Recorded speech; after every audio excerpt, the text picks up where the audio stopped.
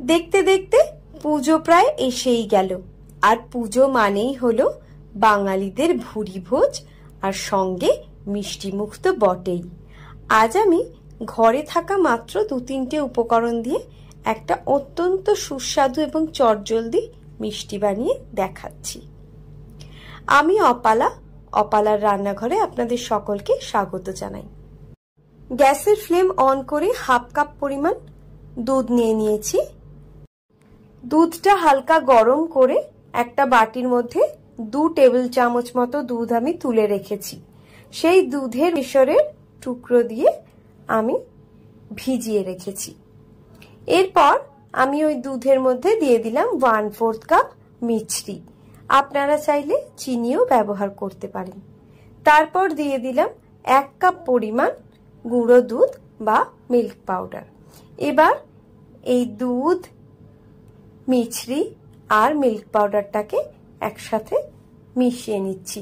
গ্যাসের ফ্লেমকে কিন্তু আমি লো টু মিডিয়ামে রেখেছি। এই পর্যায়ে আমি 1/2 টেবিল চামচ মতন ঘি এর মধ্যে দিয়ে দিলাম। ঘি এর সঙ্গে সবকিছুকে একসাথে ভালোভাবে মিশিয়ে নিচ্ছি। ক্রমাগত নেড়ে নেড়ে মিশ্রণটাকে আস্তে আস্তে এইভাবে শুকিয়ে নিচ্ছি।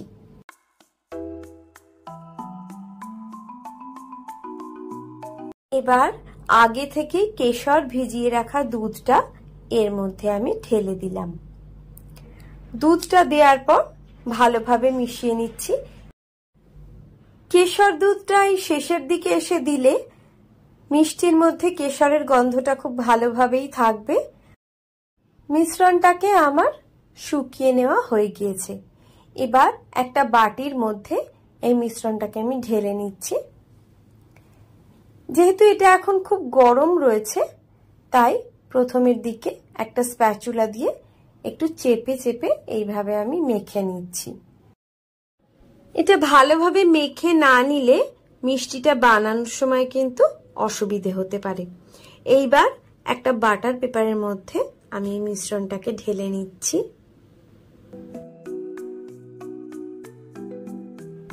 চাইলে এমনি বাটির মধ্যেও মেখে নেওয়া যেতে পারে, কিন্তু আমি বাটার পেপারে নিয়েছি যাতে এই মিশ্রণটা কোথাও আটকে না গিয়ে স্মুথলি সুন্দরভাবে আমি জড়ো করে ফেলতে পারি, সেই জন্য।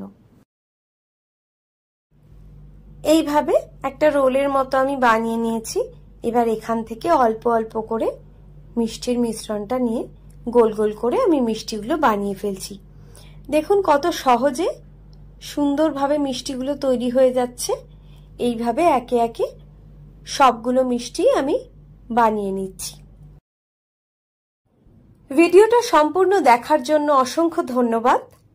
রেসিপিটা যদি আপনাদের ভালো লাগে তাহলে ভিডিওটাতে একটা লাইক দিয়ে চ্যানেলটা সাবস্ক্রাইব করার অনুরোধ রইল। সবাই ভালো থাকবেন, সুস্থ থাকবেন। আজ এই পর্যন্তই। পরের দিন আবার একটা নতুন রেসিপি নিয়ে আমি চলে আসব। ততক্ষণের জন্য টাটা।